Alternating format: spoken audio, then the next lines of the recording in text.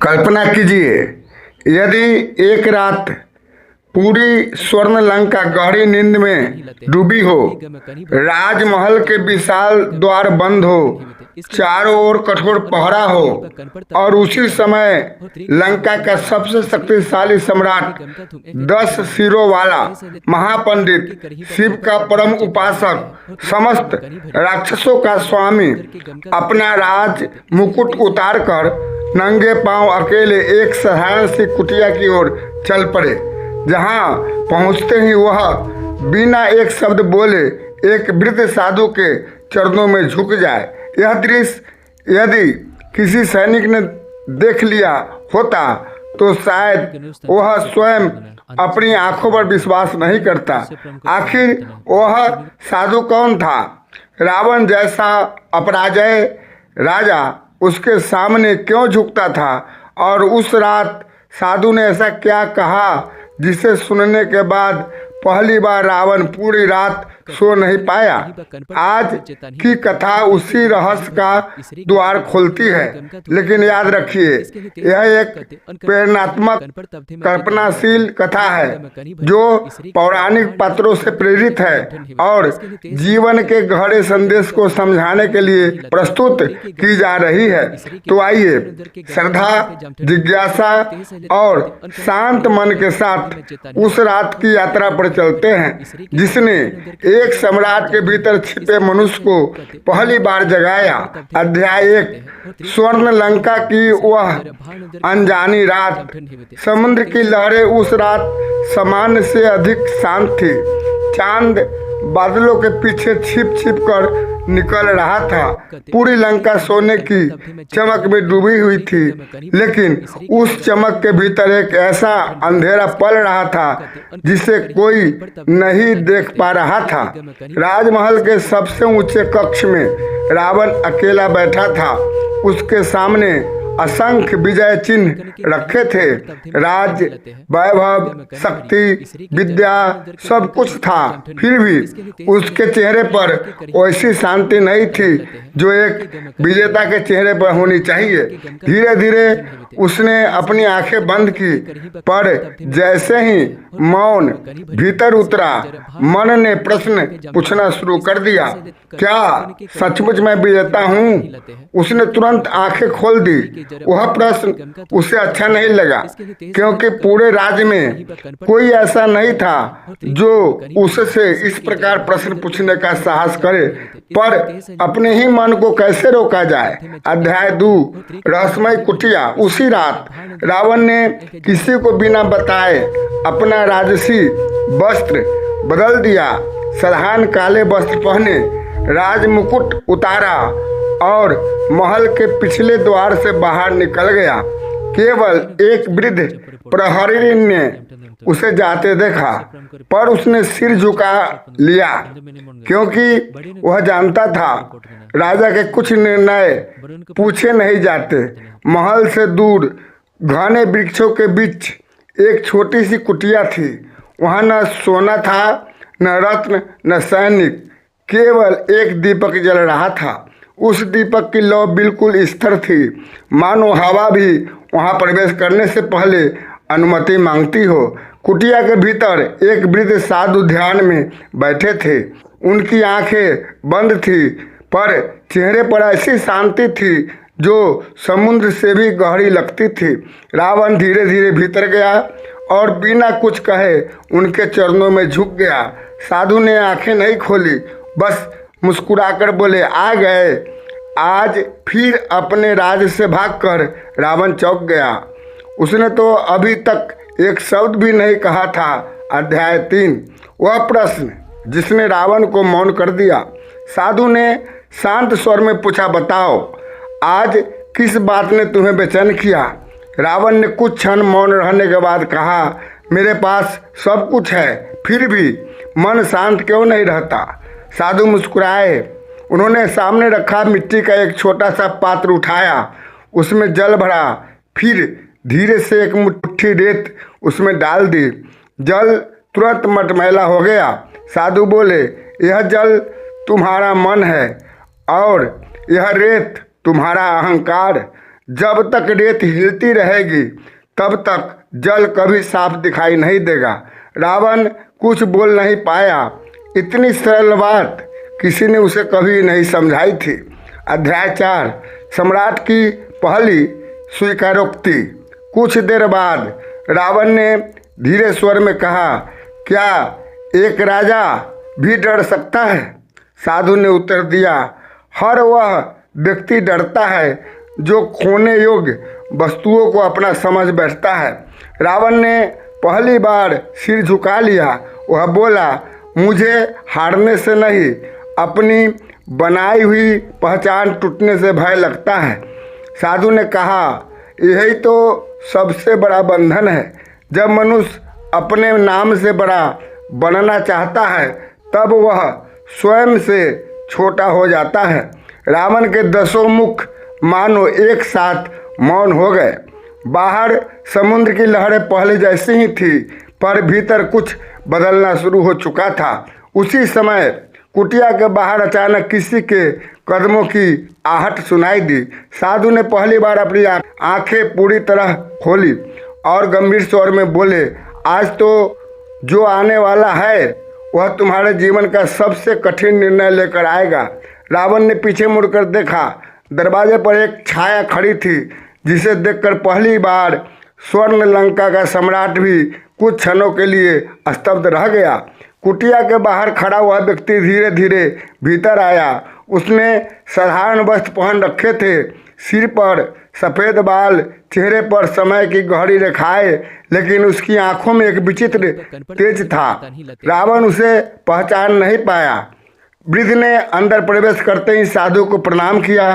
साधु मुस्कुराए और बोले, आ गए, मुझे पता था आज तुम्हारा आना निश्चित है। रावण ने आश्चर्य से पूछा, गुरुदेव यह कौन है? साधु ने शांत स्वर में उत्तर दिया, ये तुम्हें तुम्हारा भविष्य बताने नहीं आए, ये तुम्हें तुम्हारा वर्तमान दिखाने आए हैं। रावण की भौहें सिकुड़ गई। वर्तमान? मेरा वर्तमान तो पूरी दुनिया जानती है। साधु ने मुस्कुराकर कहा, दुनिया तुम्हारा सिंहासन जानती है, तुम्हारा मन नहीं। कुछ क्षणों के लिए पूरी कुटिया मौन हो गई।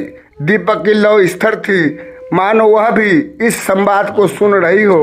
वृद्ध ने अपनी झोली से एक छोटा सा दर्पण निकाला। वह कोई साधारण दर्पण नहीं था।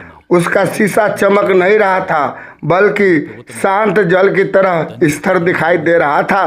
वृद्ध बोले, सम्राट इसमें अपना चेहरा देखो। रावण ने बिना झिझक दर्पण उठा लिया, लेकिन अगले ही क्षण उसके चेहरे का रंग बदल गया। उसे अपने 10 सिर दिखाई नहीं दिए, उसे केवल एक थका हुआ मनुष्य दिखाई दिया। न मुकुट, न आभूषण, न शक्ति, सिर्फ एक अकेला चेहरा। रावण ने तुरंत दर्पण नीचे रख दिया।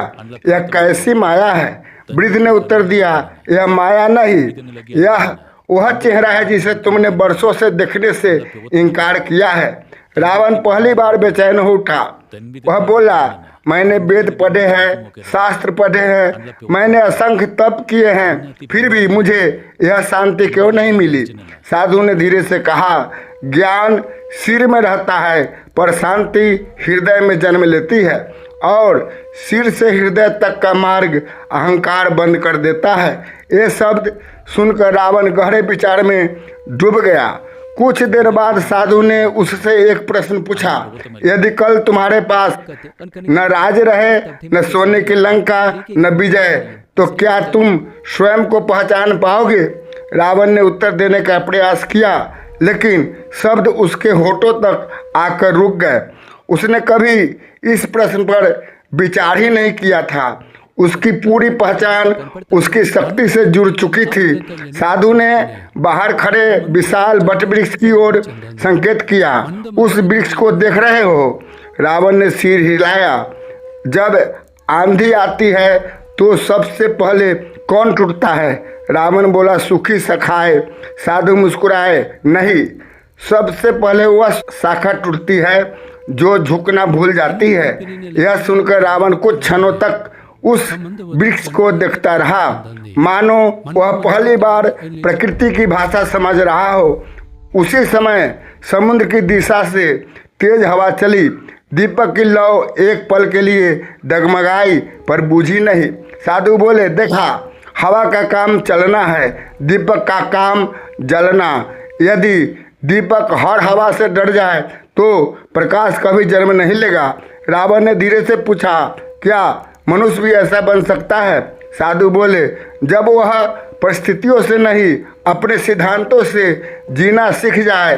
रात और गहरी हो चुकी थी। कुटिया के बाहर सन्नाटा था, लेकिन भीतर एक सम्राट का मन पहली बार अपने ही प्रश्नों से सामना कर रहा था। तभी वृद्ध ने रावण की ओर देखते हुए कहा, सम्राट, तुम्हें पता है तुम्हारी सबसे बड़ी कमजोरी क्या है? रावण ने बिना देर किए उत्तर दिया, क्रोध नहीं, अहंकार नहीं, फिर क्या? वृद्ध ने गंभीर स्वर में कहा, तुम सत्य सुन लेते हो लेकिन उसे स्वीकार करने में देर कर देते हो। ये शब्द सीधे रावण के हृदय में उतर गए। उसे अपने जीवन की अनेक घटनाएं याद आने लगी। वे अवसर जब किसी ने उसे सही सलाह दी थी, लेकिन उसने उसे अपने अभिमान के कारण अनसुना कर दिया। कुछ देर बाद साधु उठे। उन्होंने आकाश की ओर देखा। भोर होने में अभी समय था। उन्होंने रावण से कहा, आज की रात यही समाप्त नहीं हुई है, अभी तुम्हें एक और परीक्षा से गुजरना होगा। वह परीक्षा किसी युद्ध की नहीं, तुम्हारे अपने अंतर्मन की होगी। रावण ने आश्चर्य से पूछा, क्या उससे भी कठिन कोई युद्ध होता है? साधु ने उत्तर दिया, जो स्वयं को जीत ले उसे संसार जीतने की आवश्यकता नहीं रहती। रावण पहली बार इन शब्दों का अर्थ समझने का प्रयास करने लगा। उसे महसूस हुआ कि वर्षों से वह पूरी दुनिया को जीतने निकला था, लेकिन अपने ही मन को कभी नहीं जीत पाया। उसी क्षण कुटिया के बाहर अचानक मंदिर का घंटा अपने आप बज उठा, जबकि वहाँ कोई था ही नहीं। साधु ने आंखें बंद की और धीमे स्वर में कहा, समय आ गया है, अब तुम्हें वह निर्णय लेना होगा जो तुम्हारे नाम को इतिहास में किस रूप में याद रखा जाएगा, यह तय करेगा। रावण ने गहरी सांस ली। उसे आभास हो चुका था कि अगली भोर केवल सूरज का उदय नहीं, उसके जीवन के सबसे बड़े सत्य का उदय भी लेकर आने वाली है। रात अब अपने अंतिम प्रहर में प्रवेश कर चुकी थी। आकाश में पूर्व दिशा हल्की होने लगी थी, लेकिन उस छोटी सी कुटिया के भीतर समय जैसे ठहर गया था। रावण शांत बैठा था। उसके जीवन में पहली बार कोई उसे हराने की कोशिश नहीं कर रहा था, कोई उसकी प्रशंसा भी नहीं कर रहा था, बल्कि उसे स्वयं से मिलवा रहा था।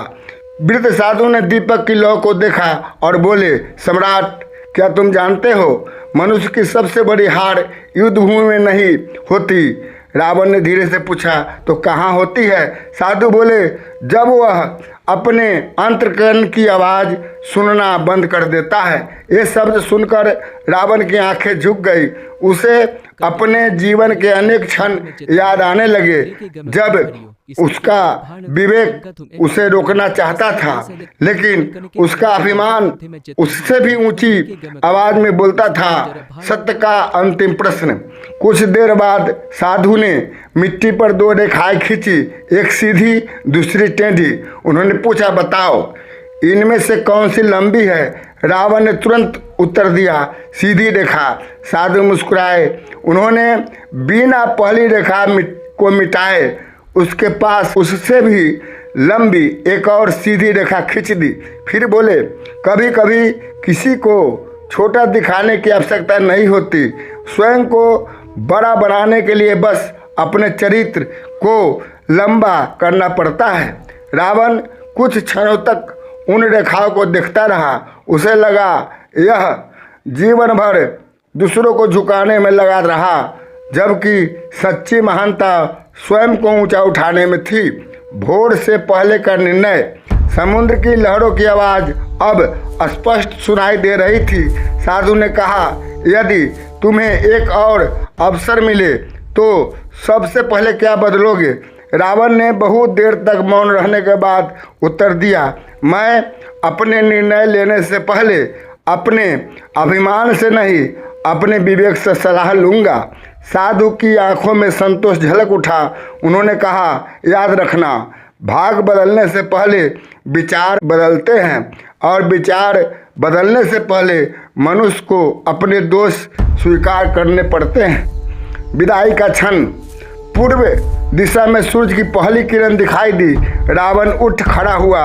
उसने अपना मुकुट हाथ में लिया, लेकिन इस बार उसे तुरंत सिर पर नहीं रखा। कुछ क्षण वह उसे देखता रहा, फिर बोला, आज समझ आया, मुकुट सिर पर रखा जाता है, मन पर नहीं। साधु मुस्कुराए। जिस दिन यह बात हर शासक समझ जाएगा, उस दिन प्रजा भय से नहीं प्रेम से जिएगी। रावण ने दोनों हाथ जोड़कर साधु को प्रणाम किया। उसकी आंखों में पहली बार विनम्रता दिखाई दे रही थी, रहस्य जो किसी ने नहीं देखा। रावण जब कुटिया से बाहर निकला तो पीछे मुड़कर एक बार फिर देखने लगा, लेकिन आश्चर्य, जहां अभी कुछ क्षण पहले कुटिया थी, वहां अब केवल एक विशाल पीपल का वृक्ष खड़ा था। न दीपक, न साधु, न वह वृद्ध, कुछ भी नहीं।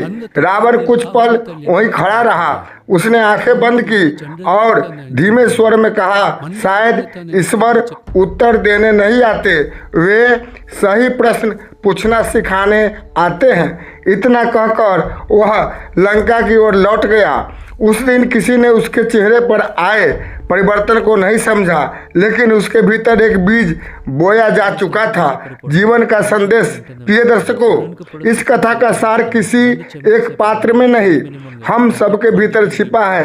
कभी कभी हम भी उपलब्धियों के पीछे दौड़ते दौड़ते अपने मन की शांति खो देते हैं। हम दूसरों को बदलना चाहते हैं, लेकिन स्वयं को देखने का समय नहीं निकालते। यह कथा हमें याद दिलाती है, सबसे कठिन विजय स्वयं पर विजय है। सबसे बड़ा धन निर्मल मन है, सबसे बड़ा मित्र सत्य है, और सबसे बड़ा शत्रु वह अहंकार है जो हमें अपनी ही गलतियां देखने नहीं देता। यदि जीवन में कभी ऐसा व्यक्ति मिले जो आपकी प्रशंसा नहीं बल्कि ईमानदारी से आपकी कमियां बताए, तो उससे दूर मत जाइए, क्योंकि वही व्यक्ति आपके जीवन का सबसे मूल्यवान दर्पण बन सकता है। भावपूर्ण समापन। कहते हैं, सूर्योदय हर दिन होता है, लेकिन हर किसी के भीतर उजाला नहीं होता। उजाला तब होता है जब मनुष्य अपने भीतर छिपे अंधकार को पहचान ले। शक्ति का सम्मान कीजिए, लेकिन सत्य को उससे भी ऊपर रखिए। ज्ञान अर्जित कीजिए, लेकिन विनम्रता कभी मत छोड़िए। और जब भी जीवन किसी कठिन मोड़ पर आए, तो निर्णय लेने से पहले अपने अंतःकरण की आवाज़ अवश्य सुनिए। हो सकता है वहीं से आपके जीवन की नई शुरुआत हो। यदि यह कथा आपके हृदय को छू गई हो, तो इसे केवल एक कहानी समझकर मत छोड़िए। इसके संदेश को अपने जीवन में उतारने का प्रयास कीजिए। इसी के साथ फिर मिलेंगे एक नई प्रेरणादायक, रहस्यमय और चिंतनशील कथा के साथ। जय श्री राम। हर हर महादेव।